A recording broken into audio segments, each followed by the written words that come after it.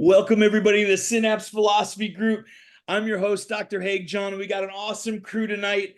Dr. Scott Little, we've got Jeff, we got Steve, Barry, Carol, and Alan Lichter. And we got a bunch of people, as you know, come in and out. We're on D.D. Palmer's 1914 book, The Chiropractor. We're on page 80, Impulse. We did do a little skip in there. These are textbook pamphlets that D.D. Palmer gave out to his classroom. So they got to get a little textbooky from probably the most learned man of the time. Here's Ben Lerner. And the learned man of the time of the central nerve system, the spinal column, and a true asset to humanity back in 1914 was D.D. Palmer. So we're really excited to be able to read this chapter, and it's called Impulse, okay? So just remember, this is a pamphlet he gave out in his classrooms. Also, this is a discussion. And we run this sort of like Pasquale Sarasoli's self-center. We get a moment to speak. He gave us 3 minutes to speak and 2 minutes to answer questions, but be brief, okay? Don't condemn anybody for what they're saying. And also, we're here to enlightenment. If someone has questions, we help them. We work as a team and together to bring knowledge and wisdom to chiropractors. So we're going to begin. I'm going to read, and we stop periodically so we can talk about it and discuss. Okay? Anybody have anything before we go? Thank you, Alan, for cleaning your camera. All right. There we go. Impulse, page 80. In our last lesson, we learned that Inuits in the knowing without reasoning. Intuits. I'm not sure. Intuition. Oh, intuition. Yes. Okay, thanks. We got to look up a lot of words here. The instinct is a natural inherent impulse, unassisted by reasoning. An impulse is a spontaneous incitement arising from the feelings of the mind or spirit in the form of an abrupt or vivid suggestion, prompting some predominated action. An impulse suddenly starts or drives a thought forward to action. And I want to just say, do you know why he is starting this chapter with this? Is because of BJ. And BJ used the term mental impulse. And we know, we've discussed this many times, DD didn't like that. He liked a vital force over mental impulse. So this is a jab at BJ right now, if you don't know, okay? Well, the last line in this is a slap. It's literally a slap. It's, come on, boy. You know, you were but a lad when I gave that adjustment to Harvey Lillard, okay? What do you know is what he's actually saying, right? All right, I'm going to the next part. Thoughts are entities. They exist, are created by imagination, reflections, meditation, judgment, Mediation. and what's that? Mediation. Oh, I said meditation, excuse me. Which means via a medium, right? They are elaborated. Now, Pasquale taught us, and Sigafus, thoughts are things, right? In chiropractic, that's a common philosophy. That's what he's saying right now. What do you guys feel? I'm excited about this chapter. There's a lot of good stuff in here. Barry, you got something to say right down there. Yeah, you saw my eye shake there because Sigafus would talk about the fourth and the fifth dimension. Things that you can't, things that our senses are limited to because we only see, hear, feel, touch, taste, a very, very small percentage of what's actually out there. Yeah, it's all waiting for us in the fourth dimension. We just have to trust and ask for it. Pasquale would say, don't beg. It'll come in the right time and not a minute before. But I love that. He's giving us wisdom right here. Someone just posted recently, where do you see, things like this from D.D. Palmer? This is it. This is where he's telling us you're going to manifest the life of your dreams. You're an amazing chiropractor. You deserve it, right? It's also, we've been educated to look for simple answers, for the answer for the test, for the problem in school from a young age. And this is more on the order of let go of the struggle and relax, and the impulse of intuition comes. Could you imagine if you're taught manifestation in third quarter? I mean, no one's this is him teaching chiropractors to trust in, in the creator and know what you want, be specific, and trust, right? It's I love partly it. partly the same thing I sent from earlier today on the synapse page, Yeah. where we said that in an earlier chapter here, Dee Dee says nerves connect organs located in different parts of the body so they may act in a united and harmonious whole. One important function of the body is that of will, a provision for the creation of thought. By the way, the cultivation of correct thinking is of great importance to the chiropractor. What page is that, please? 59. That's important because what we're doing here is making history. Reading Dee Dee Palmer's words out loud from 1914, and for generations to come. I want it's important that we're doing this. This isn't for us. This is for future generations of chiropractors that may be lost, might find this.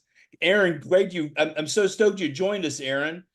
And Ben, I'm glad you joined us too. All right.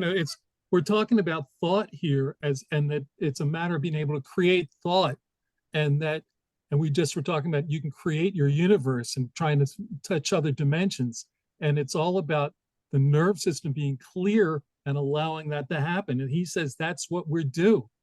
It's not about, he does in this book, he talks in all kinds of places about specific symptoms that he finds that he takes care of by adjusting. But the bigger thought running through this book is that it's a bigger thing we're doing. It's the whole body works when the nerve system is working right, and that's health.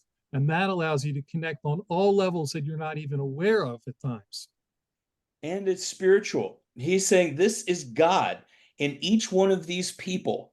And we have to honor that service with each person that steps in front of us. Each person on the table, it's an altar. And trusting in that level. And that's what he's talking about. All right, I'm going to keep moving on, okay? A sign, excuse me, a sign is that which communicates an idea. Speech consists of articulate sounds transferred by atmospheric vibrations. Telepathy is a communication of ideas between two minds at a distance from each other without the aid of words or signs. And there it is. I do. The power of force, the power or force of thought depends upon its momentum, and momentum upon the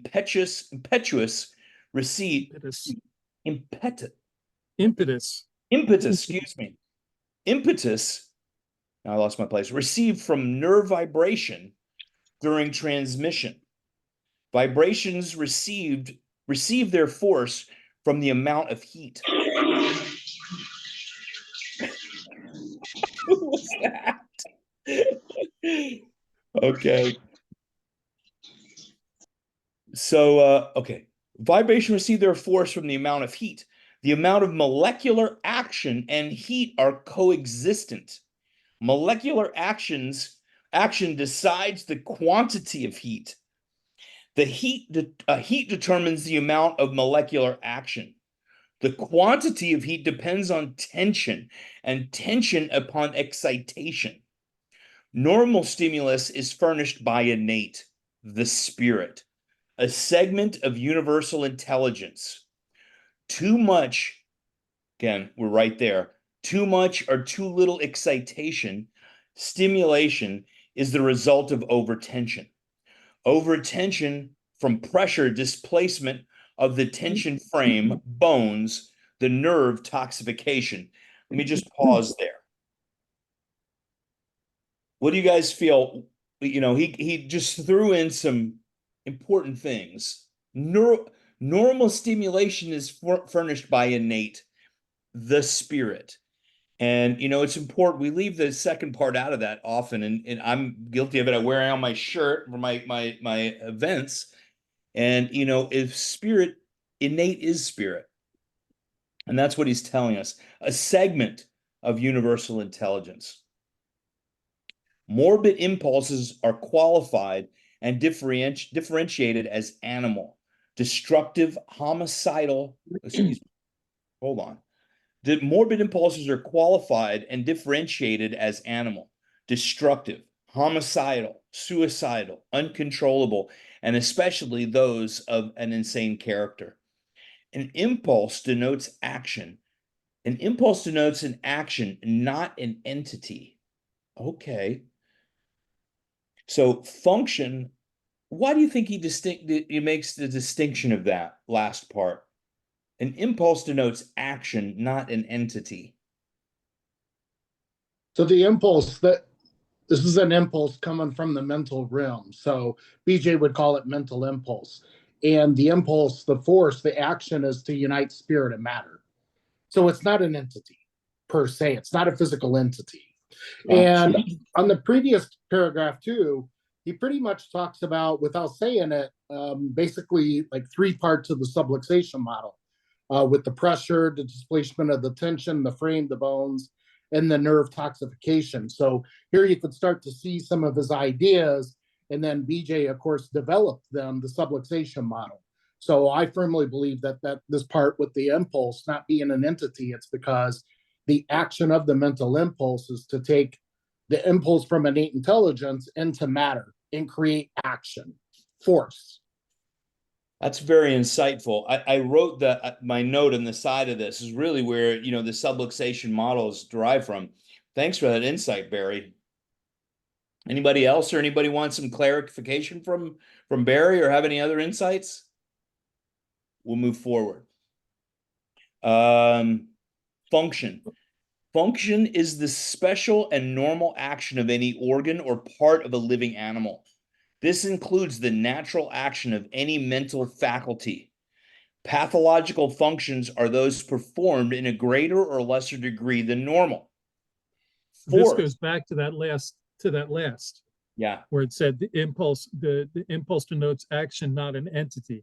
And here he's saying pathological functions are those performed in a greater or lesser degree than normal. Normal function, health, is perfect transmission of the impulses.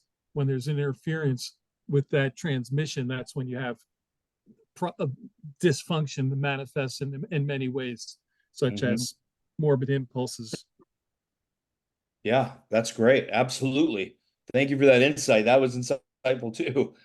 I'm getting a lot out of this chapter. I'm glad we jumped to this one. Thanks, guys. Okay, vitality, because this is one of my favorite words. Force. Okay.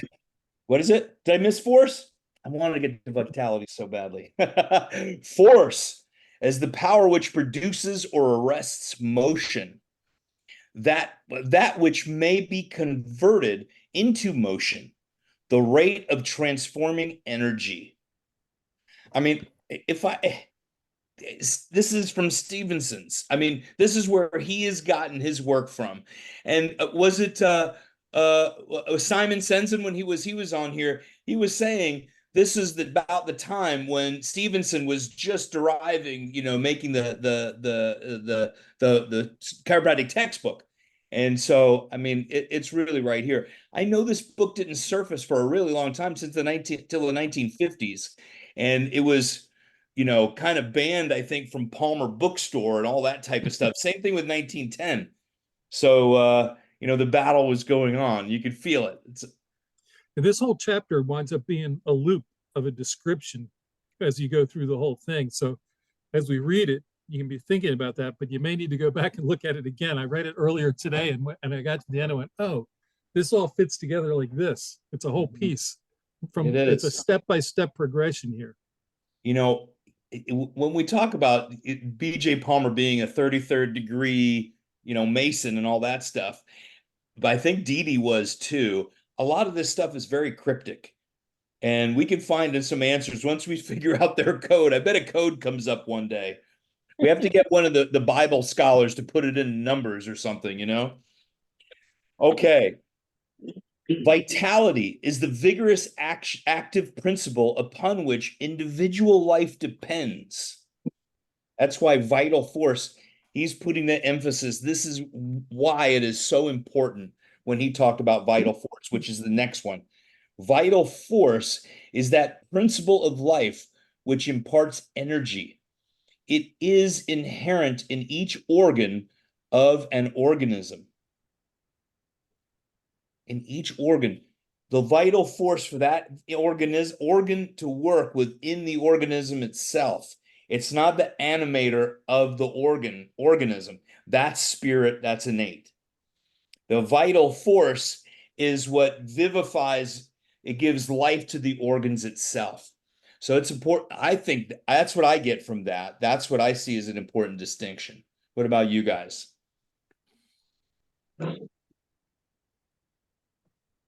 Well, you have to think a vital force. So a force of a stomach is going to be different than a force of a bladder.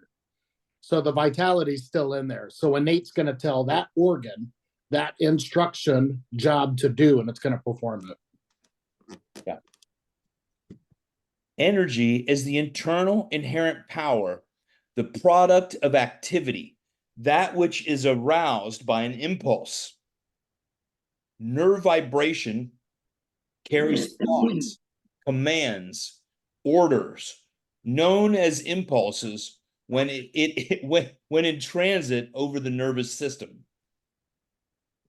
As impulses over the nervous system. Thoughts gather force, receive impetus, which while being transmitted, the amount depending upon the quantity of nerve vibration. Momentum is the force of motion acquired by the movement of thoughts. The impetus received from nerve vibration. Has anybody looked up impetus? What is that? I'll get you a I clear wrote it definition. down. I wrote it down. Impetuous, I use that word all the time. But impetus. The The force of force or energy with which a body moves. Hit the booster coil before the high flywheel loses all its impetus. The force that makes something happen or happen more quickly. Okay. 1914 English. Perfect. Okay. Now my favorite. Did I say momentum? Now we're at tone. Okay. And we need to pull the tone pieces out here and start putting the quotes out there because most people get it all wrong. Okay. Tone is the normal activity, strength, and excitability of various organs and functions as observed in health. Tone is a response of tonicity. Tonicity is the normal elasticity of the filamentary or thread-like structures of the body, the nervous system. So tone, there is no tone in a corpse. Yeah. The muscle system has no tone. The skin doesn't have the tone it does when we're alive or living vibration is part of it. He goes into depth in some other places. Anybody have any other insights on that or like to expound on it? All right. And to innervate is to supply the nerve force. To enervate with an en is to deprive the nerve force. An impulse is a communicated thought. Impulses are conveyed over the nervous system by means of vibration. Thoughts originated in man, animal, and spirit. Okay, that's an important addition there. They are forwarded by atmospheric and etheric vibrations, which is the ether. In spoken language by the former and by the latter, where the affections of one mind are acted upon by the thoughts or emotions of another without communication through the ordinary channels of sensation, vis-a-vis the five senses. Okay, I'm just going to stop for a moment. So why do you think, where was that part? Why did thoughts originate in man, animal, and spirit? What does that mean? He spoke of the word inherent twice. The first thing he said about intuition is that it's inherent. Yeah. Like it's Or consciousness. It's consciousness. It's like consciousness. The instinct of intuition is a natural inherited impulse. Okay, I like that. So would spirit, do thoughts originate in spirit? Well, he says it does. That's what he's He saying. does. What But is he's saying that? that's separate from, because what he's doing here is separating man, educated, and innate spirit. That's it. You've got man, animal, and spirit, and that's why, because he talked earlier about the non the ethereal communication between people when thoughts are generated, emotions are transferred between two people without any use of without vibration of speech. Unassisted by reasoning. And, he said where he got his inspiration, and he said that is a message from God in the Christian world about chiropractic, came to him as inspiration. And, thought not originating by him. He said it wasn't me, right? And it was a gift, a download from spirit. And that's where to me, that's what he's emphasizing there is, look, I'm proof positive. You're learning chiropractic, which is a spiritual download from me. Other people have gotten it, but they haven't been able to bring it to the sense that we are bringing it now. That's what I read out of those 3 words there. I'm very good at inference, all right? Okay. You know what? Let's let somebody else read. Who feels like reading? There you go. Go ahead, Alan. I'm happy to read all the time. You know that. I know. There are 2 kinds of impulses, sensational and motor. Motor impulses go outward and sensational inward. The motor is twofold. One originating in the mind of the physical, governs animal functions, the nerves of animal life. It is under the control of the human will. The other is not under control of the human will, but that of spirit, and controls the sympathetic nerves of organic life, creating and continuing in intellectual existence. A sensational impulse is one which comes from the out, one which creates within a sense impressions of our environments. A sense impression is no more or less than the recognition of nerve vibration, which is set in motion by the force of the sensational impulse. An impulse, a thought in transit, may be passed from one intellect to another as in hypnotism and telepathy, or it may be transported from one portion of the body to another. In the latter case, the nervous system is the transmitting medium.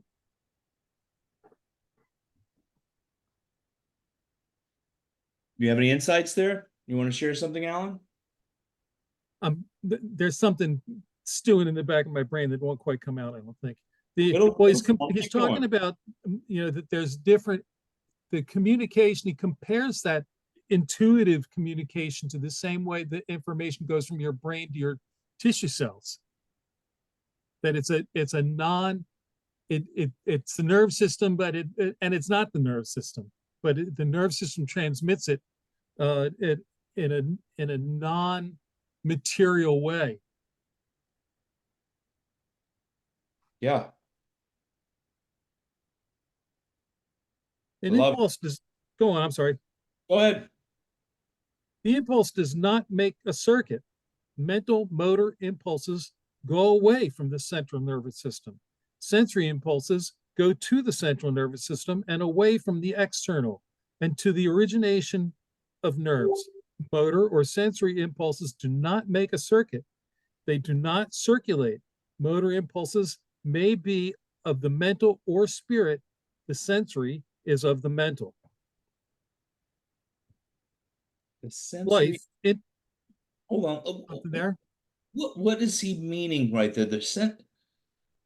An impulse does not make a circuit, right? He doesn't like using inferences like machine and electrical. It's far bigger than that, right? Mm-hmm. Sensory impulses go to the central nerve system. Okay, I'm forming something too. Let's keep going. Life, intelligent action, is the response to an impulse. This is true of the voluntary and involuntary functions. The former are those of the human will, the latter, those of the spirit. So again, he's educated and innate. Educated and innate. That's right. The impulse in transit is the thought sent out. It always remains the same in its requirement and command. However, its force may be augmented or decreased owing to the amount of nerve vibration. And I don't know if it's, I think it was in another part that he talks about.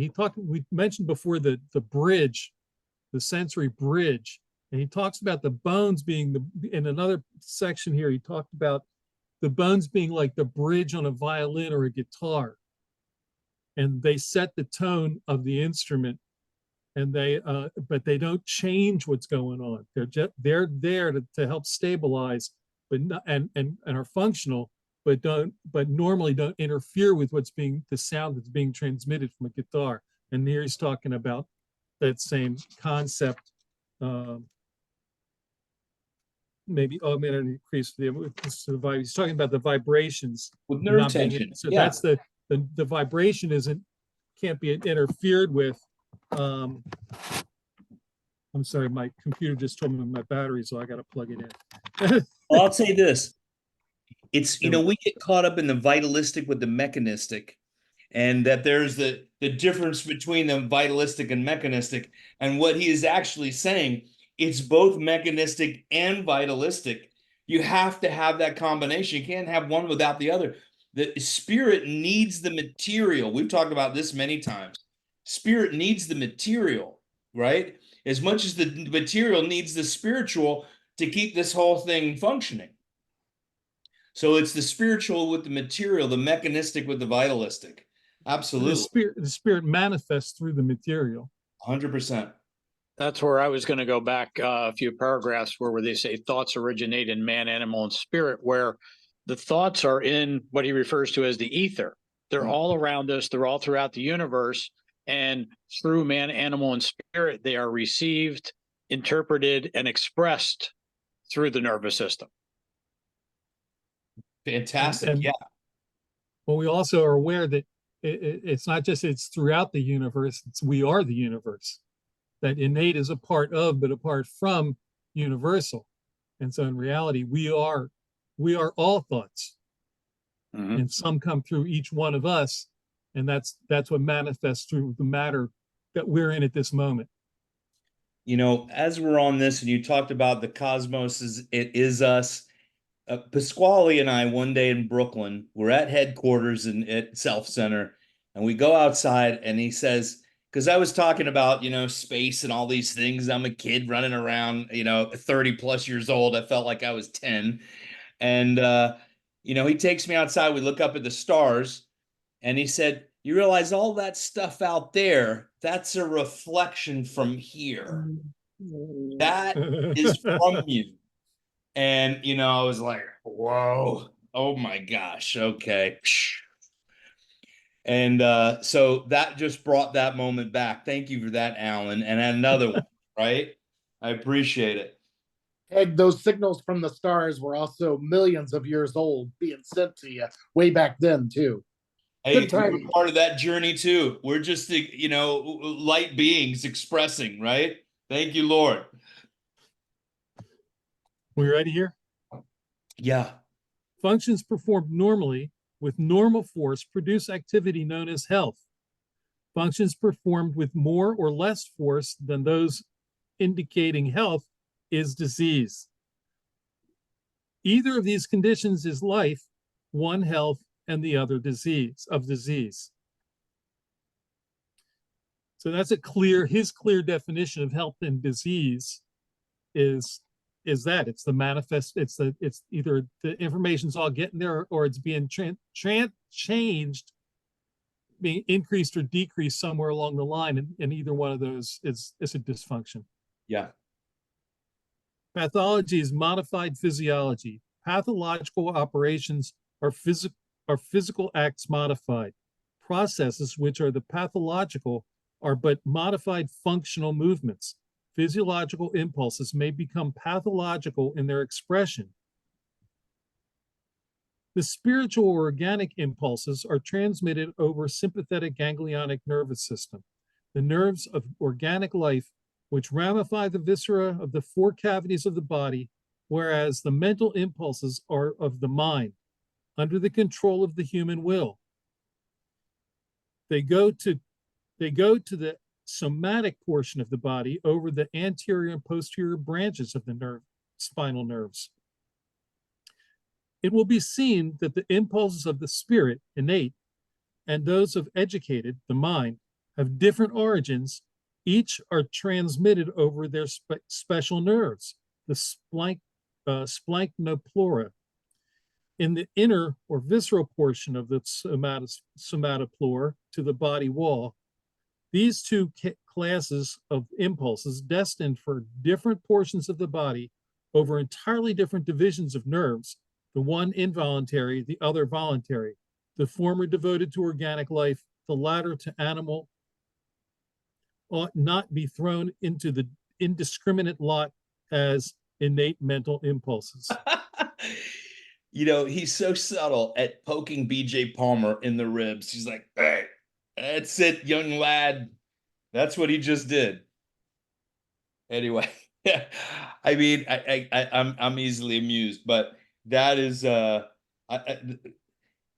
poignant moment in quotes, in quotation marks. That is okay. Yeah. All right. Anybody else? I just had to point that out. That's a jab. Yeah. Okay. That Frenchman threw in a question a few evenings ago by saying, although the lady in the head of the with the head of beautiful flowing hair has good flow of language, yet there is something about her hair that is characteristic of a fluid. I was referring to physical science, natural philosophy, which deals with the material world. However, any gentle, gradual movement of or procedure of thought, diction, or music, which resembles the quiet, steady movement of a river or continuous contouring of words, a stream of language is referred to as flowing. It is assumed that all intelligence, our thoughts, every impulse is formulated in the brain. If so, in what particular part of the brain? Do they originate in the pons, the oblongata, the cerebellum, or the cerebrum? If in the cerebrum, which half? Is it originating center midway in the corpus callosum between the two hemispheres? Why not say, I do not know? Powerful statement. In physical sciences, to flow is a type of motion characteristic of fluids, that is, of liquids, gases, and viscous solids. A viscous solid is one distinguished by viscosity, having the quality of being adhesive, sticky, ropey, or glutinous consistency. Impulses do not flow as a liquid, transudate, or circulate as a fluid, or become softened sufficiently to run as a viscous solid. Rivers flow from lakes, tears from eyes, and the menstrual flow is periodical. Impulses are not liquids, therefore do not flow. Light, heat, sound, and impulses are transmitted by vibration, molecular action. They do not flow. Vital force is inherent, consequently does not flow. Okay. I mean, you do realize, I mean, this is again, BJ, you know, impulses flowing over the nerves. And in reality, he's right. You know, I feel, what do you guys think? Do you guys realize those references? I think it's interesting that he's talking about they don't flow. And I was on a call recently with Rob Sinnott. The ICA has started a series of monthly philosophy talks, and Rob was on it a few last week, I think on Thursday, and he was talking some of the research he's been doing, and they measured, you know, science has been able to measure the speed of information along nerves. Yeah. And what he's found that he's got research now that shows that there's stuff traveling so much faster than what travels along those nerves, and it's almost instantaneous. And they can see changes in the in whole body function by and I can't go into the details of it. I got lost part of the way through, but it was a remarkable comment. And here he's talking, and if it's a flow, then it's a time frame from one spot to another, and if it's spirit, it's virtually instantaneous. Yeah. It's much faster than what nerves travel, no matter how fast those impulses are traveling along the nerves. Are I you think you're just talking getting about into it. communication within the human being that is not over nerves, Well, such as intuition? Didi says it's always nerves. And I don't know what Rob's measuring, whether it's over nerves or not. I can't tell you that part. Well, I think it was, we talk, don't like to bring in other people outside of chiropractic, but I think Bruce Lipton's kind of connected to Dee Palmer too. He's And connected enough. he talks about the communication from the cell membrane through the cell, nearly instantaneous. I'm pretty sure that was Bruce Lipton. We might have to find that. That's right. Yeah. James Oshman also talks a lot about that in his. What's the name again? Oshman, James Yeah. Oshman. Yeah. And, he talks a lot about how certain, his example is a figure skater, a figure skating team, and we can come up with a lot of things like, going all the way down the field with 1 minute 32 seconds left and time doesn't kind of stand still. I'm kidding. That's a reference to the Super Bowl. But the idea is that people who have these extraordinary gifts and ability to function, you can't explain that by the speed of the nervous system. And he talks about the matrix and the extracellular matrix and the connective tissue and the fascia and all of these things, whereby I believe mental impulse travels much faster than nerve impulse. The thing about it is, the deeper that you dig into fascia and so forth, that substance that we just threw away in anatomy lab, it penetrates every layer of the nerve. Yeah. And so it's not, I feel like because we as chiropractors are so focused on bone, muscle, and nerve, and we don't talk much about the connective tissue. And then there's this whole other world of people that do, and we don't want to talk like them because they're massage therapists or they're manual therapists, they're myofascial release people or whatever. But gosh, if you read this and you read that, you're like, it's not an either or, it's an and. It's whatever those other two words are that go together. But I guess in my studies, I've been trying to figure this stuff out and being attracted to a lot of books on fascia and books on quantum thinking and so forth. And I'm fascinated because today's the first day I've ever opened up 1914. I've heard Jay Holder reference it in the past and always longed for a copy of it, and heard you guys talk about, I believe, the vibrational, what's one of the first chapters, vibrational nerve, or anyway, is the moral and religious duty of the chiropractor. No, but there's another one, and and just I read all these books now. They're just discovering the ether is becoming fair to talk about and things like that. And I've read books about this whole.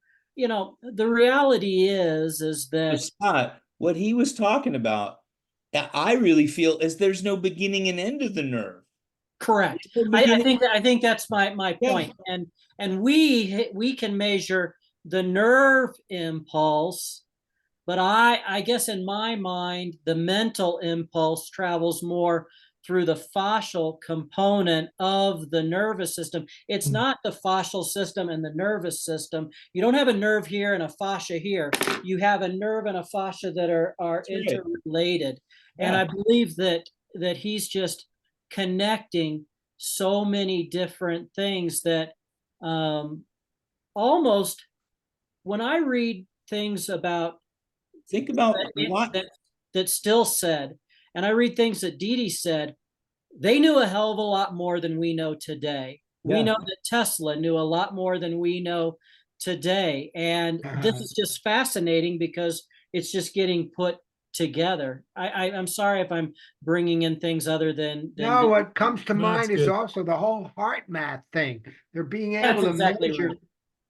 They're saying that the heart, it doesn't have as many nerves, but its radiation that they can measure goes much further, more powerful than the brain. And what Dee so we're Dee's saying. talking about a telepathy with Right. with things that are not measurable. It's we but went what through. he's saying, it's not the one thing, it's not the heart, it's not this. We are all that expression of innate. You can't separate it into pieces and parts. It makes it easy. It's not a mechanical machine. He really spends time. It's not a mechanical machine. It's just what both of you are saying exactly. And that we're so much bigger than the pieces and the parts. And it's all one. It's all one amazing spiritual amalgamation of material. Well, Haig, it just goes back to what you said a few minutes ago when you were talking about it's not mechanistic or vitalistic. Yeah.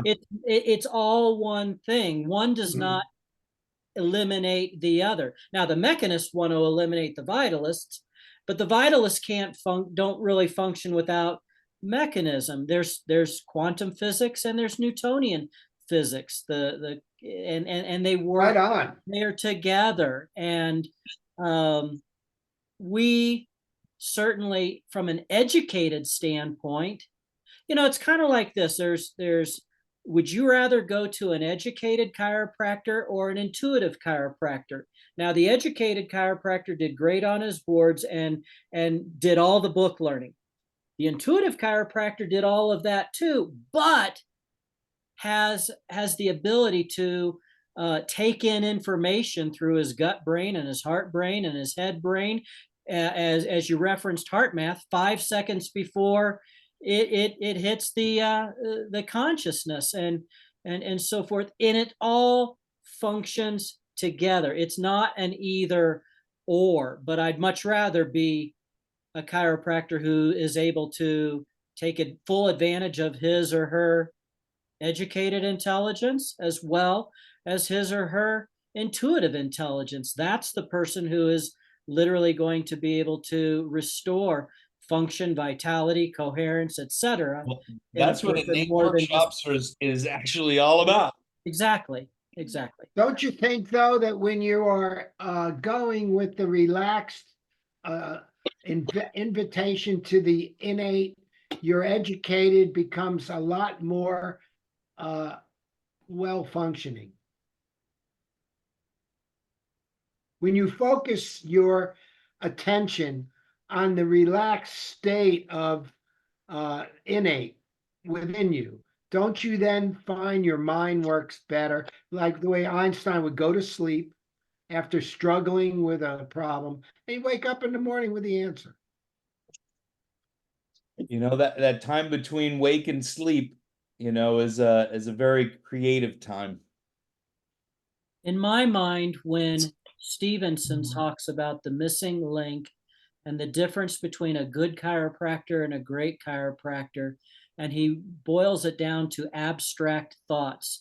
And the excellent chiropractor has an abundance of abstract thoughts to tap into, and the educated only chiropractor merely has book learning. He doesn't have abstract thoughts, and the more abstract thoughts that we can have, then the better we are. That's the distinction between a good and a great chiropractor. And I believe that the link here, or the interface, is one's ability to interface between their educated and their innate or their intuitive intelligence.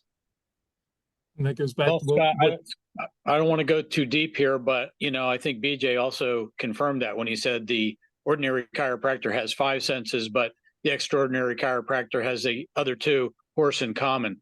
So I know that's kind of deep, but I didn't want to go there. That's great. Well, this was a good discussion, a great discussion tonight. I'm going to start wrapping it up. And we could finish this up pretty quick if we could get. we won't we be can able to get the rest of this chapter. Let's hold it. We don't need to rush. We also were getting these with Portuguese subtitles. The Brazilian students and chiropractors watch this and listen to this. We put in Spanish subtitles. Okay, the entire planet is going to watch these, and we're going to end it there. We did a lot. We'll just pick up in this spot. Haig, I got to say that the next paragraph relates directly to what we were just saying. Okay, this last paragraph, but we're running out of time. When it gets too long, okay, go for it. All right. Impulses are not substances. They are not ponderable, capable of being weighed. They cannot be measured by the bushel. They have no length, breadth, or thickness. They do not flow. They cannot be percented, nor impeded, hindered, obstructed, or interfered with by the placing of an obstruction in their pathway. This is what I was talking about earlier. The arch or the bar of the violin, guitar, or other stringed instrument, which gives permanency to and causes the wires or strings to be tensely stretched, do not prevent the passage of vibration. The impingement modifies the tension. It changes the amount of vibration. It does not obstruct the course of the impulse. It simply augments or decreases the force of the impulse. The first part of that, impulses are not substances. Hold on one second. We're going to start with reading that again next week. Okay. There's so much there. It's a place to bounce off of. Trust me. I'm a professional. Okay. All right. This was an awesome night, guys. I really love and appreciate you. Ben Lerner, I'm so stoked you showed up. Carol, I love you. Barry, I love you. All of you, I love you. We had a great night. Next Tuesday, same bat time, same bat channel. And yeah, we're gonna pick up right here where we're gonna finish Dee Dee's book. All right. Good night. Thanks, everybody.